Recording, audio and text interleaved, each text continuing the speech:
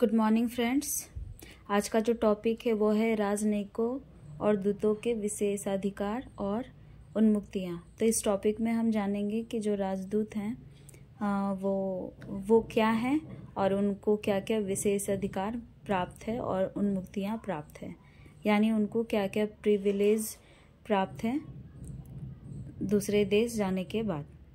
तो चलिए सबसे पहले हम लोग जानेंगे कि राजनयिक का परिचय, यानी राजनयिक होता क्या है, जो दूत है वो होता क्या है। ओके, राजनयिक वे व्यक्ति होते हैं जिन्हें अपने ही देश के द्वारा दूसरे देशों में भेजा जाता है या नियुक्त किया जाता है। उन्हें दूसरे देश इसलिए भेजा जाता है या नियुक्त किया जाता है ताकि वे दूसरे देशों के साथ बातचीत करें और राजनीतिक, सामाजिक और आर्थिक संबंध बनाए रखे। राजनयिक उस देश के बीच एक कड़ी के रूप में कार्य करता है।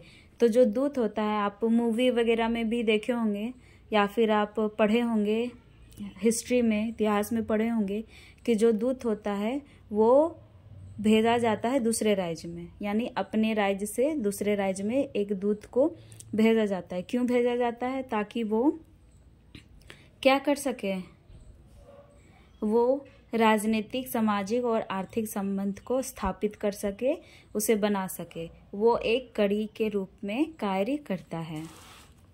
राजनयिक और दूतों के विशेषाधिकार और उन्मुक्तियाँ, तो ये क्या क्या हैं, चलिए हम लोग देखते हैं।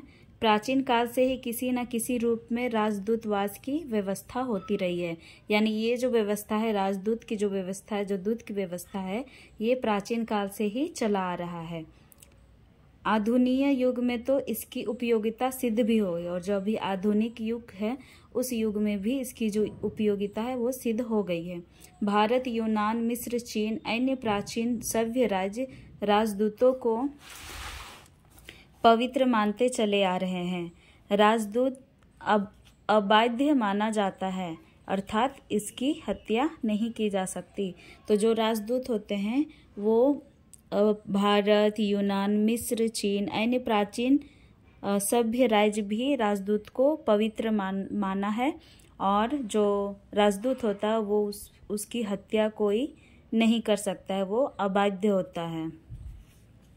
राजदूत के पास कुछ विशेष अधिकार और उन्मुक्तियाँ होती हैं जो प्राचीन काल से चली आ रही हैं। इनके पास भी कुछ अधिकार हैं जो प्राचीन काल से ही चला आ रहा है।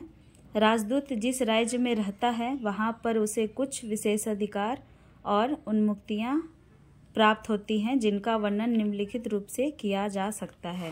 तो क्या क्या अधिकार प्राप्त है? जब वो दूसरे राज्य में जाता है या दूसरे देश में जाता है तो उसको कुछ विशेषाधिकार और उन्मुक्तियाँ प्राप्त होता है। वो क्या क्या प्राप्त होता है, चलिए हम लोग पढ़ेंगे।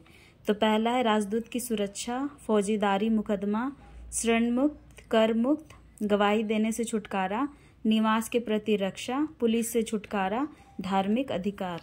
तो सबसे पहले हम लोग राजदूत के सुरक्षा के बारे में जानेंगे। अंतर्राष्ट्रीय कानून के अंतर्गत राजदूत का शरीर पवित्र होता है। उसे राज्य के साधारण नागरिक से अधिक पवित्र माना जाता है। राजदूत जिस राज्य में रहता है वहाँ की सरकार उसे पूर्ण सुरक्षा प्रदान करती है और राजदूत पर किसी तरह का आक्रमण नहीं किया जाता है और वो अपराध माना जाता है। तो जो राजदूत होता है उसे तो पवित्र माना गया है, उसका जो शरीर है उसे पवित्र माना गया है और साधारण नागरिक से भी अधिक पवित्र माना गया है, और उस पे कोई भी हमला नहीं कर सकता। अगर कोई हमला करेगा तो उसे अपराधी माना जाएगा जो राजदूत पे हमला करेगा। यदि कोई नागरिक राजदूत पर आक्रमण कर देता तो राष्ट्रीय सरकार तुरंत क्षमा याचना करता है या फिर क्षतिपूर्ति भी करता है, और इस अपराध के लिए उस अपराधी को कठोर दंड भी देता है। दूसरा है फौजीदारी मुकदमा। अब फौजीदारी मुकदमा क्या होता है, चलिए जानते हैं। राजदूत जिस देश में भेजा जाता है वहाँ के कानून या व्यवस्था भंग करने में अगर दोषी माना जाता है तो इस पर स्थानीय सरकार उस पर कोई भी मुकदमा नहीं चला सकता है और ना ही दंड दे सकता है। अगर जो राजदूत है वो देश के कुछ भी कानून बने होते हैं, सब हर एक देश के अपने अपने नियम और कानून और व्यवस्था होता है, तो उस नियम और कानून में गलती से अगर वो दोषी माना गया भंग करते हुए उस देश के कानून और व्यवस्था को, अगर गलती से भी वो दोषी मान भी लिया जाता है, लेकिन वहाँ का जो देश का जो न्याय व्यवस्था है, वहाँ का जो सरकार है, उस पर कोई भी मुकदमा नहीं चला सकता और उसे दंड भी नहीं दे सकता है। अगर वह गलती से अपराध करता है तो संबंधित राज्य से राजदूत को वापस बुलाने की मांग कर सकता है। इस प्रकार से राजदूतों पर स्थानीय न्यायालय में फौजदारी मुकदमा किसी भी कीमत में नहीं चलाया जा सकता। अगर गलती भी उसकी अगर मानी जाएगी तो वो क्या करेगा, उसके देश के जो राज्य के जो राजा हैं उस देश के, उससे वो क्या करेंगे, उस देश के राजा से उसे वापस बुलाने की मांग करेंगे, लेकिन उसे दंड नहीं दे सकते, जिसके कारण वो किसी भी कारण में उनका जो फौजदारी मुकदमा है वो नहीं चला सकते हैं उसके ऊपर। ऋण मुक्त राजदूत पर ऋण न चुकाने पर बंदी नहीं बनाया जा सकता है और न ही उनकी गाड़ियां, घोड़े और साज सामान को जब्त किया जा सकता है। तो अगर वो राजा से, उस देश से अगर ऋण लेता है तो उसे न चुकाने पर उसे बंदी नहीं बनाया जा सकता और उसकी जो सामान है, उसके जो घोड़े हैं, ये सब भी जब्त नहीं कर सकते हैं।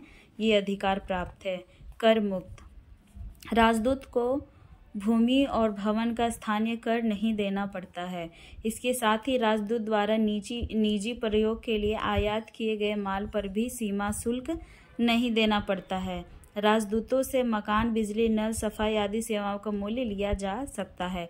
तो जो राजदूत है वो जहाँ पे रह रहा है, जहाँ पे उसका भवन है यानी घर है, उस घर पे अगर वो भी तो दूसरे देश से आया है ना, अगर उसका तो अपना घर नहीं होगा जहाँ वो रह रहा है, वो तो भाड़ा में ही रहता होगा, तो उस भाड़ा का कर उसको नहीं देना होता है। और जब भी वो अपने देश से दूसरे देश में जाता है तो जो सीमा पड़ता है, हर सीमा में शुल्क देना पड़ता है, तो उसे शुल्क देना नहीं पड़ेगा, कर मुक्त होगा वो राजदूत। तो इस तरह से उसे इतना सारा बेनिफिट मिलता है, लेकिन मकान, बिजली, नल, सफाई आदि की सेवाओं का मूल्य उसको देना होगा।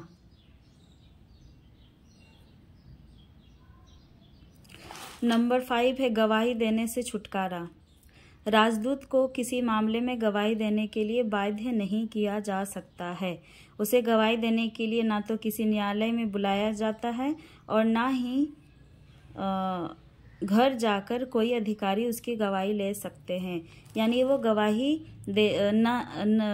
वो नहीं दे सकता है। उसे कोई गवाही देने के लिए उसे कोई बाध्य नहीं कर सकता, जबरदस्ती उसके साथ नहीं किया जा सकता है। उसका मन करेगा तो वो देगा, उसका मन नहीं करेगा तो उसे कोई भी बाध्य नहीं कर सकता है। निवास के प्रति रक्षा राजदूत के निवास स्थान पर कोई भी नागरिक, राज्य की पुलिस या न्यायालय का कोई भी कर्मचारी प्रवेश नहीं कर सकता है। अगर गलती से कोई अपराधी उसके निवास स्थान में चला जाए तो राजदूतों का कर्तव्य है कि वह उसे राज्य सरकार को सौंप दे। राजदूत के निवास में उसकी अनुमति से ही कोई प्रवेश कर सकता है। तो जो राजदूत का जो निवास स्थान है वहाँ पे कोई भी प्रवेश नहीं कर सकता है, वहाँ पे प्रवेश करना वर्जित है। लेकिन अगर उसकी अनुमति है, जो राजदूत है अगर वो अनुमति किसी को दे रहा है उसमें प्रवेश करने का, तो तभी ही कोई वहाँ पे प्रवेश कर सकता है। अन्यथा उस जगह पे कोई भी, ना ही न्यायालय, पुलिस या फिर कोई न्यायालय कर्मचारी, अधिकार या फिर पुलिस, कोई भी उस स्थान पे, उसके घर पे प्रवेश नहीं कर सकता है। पुलिस से छुटकारा राजदूत को पुलिसकर्मी से छुटकारा प्राप्त होता है। उसे पुलिस के अधिकार से बाहर रखा जाता है। वहाँ के पुलिस के आदेश और नियम उस पर लागू नहीं होते हैं। पुलिस राजदूतों को गिरफ्तार नहीं कर सकता, यानी पुलिस से पूर्ण तरह से उसको छुटकारा प्राप्त है। पुलिस का कुछ भी जो नियम कानून है उस पे रोक नहीं लगाया जा सकता है। पुलिस उसको गिरफ्तार नहीं कर सकता है। ये सब है। नेक्स्ट है धार्मिक अधिकार। राजदूत को धार्मिक क्षेत्र में स्वतंत्रता प्रदान की जाती है। वो अपने विश्वास के साथ पूजा और उपासना कर सकता है। वो अपनी स्वेच्छा से मंदिर, गिरजाघर, मस्जिद, गुरुद्वारा आदि निर्माण अपने निवास स्थान में करा सकता है। तो जो राजदूत है वो उसके पूर्ण तरह से उन्हें धार्मिक अधिकार होता है। वो अपना अपने निवास स्थान में पूजा अर्चना पाठ कर सकता है। और वहाँ पे अगर वो चाहे तो वहाँ पे मंदिर, मस्जिद, गिरजाघर, गुरुद्वारा, ये सब का जो धर्म स्थल है वो अपने घर में बनवा सकता है। उसे कोई भी बाध्य नहीं है किसी भी तरह का। तो ये सब बेनिफिट्स हैं जो राजदूत को प्राप्त होता है, ये सब प्रिविलेज हैं। बहुत ही उन्हें छुटकारा दिया जाता है किसी अन्य राज्य में जाने के लिए दूत बनकर, लेकिन दूत बनकर।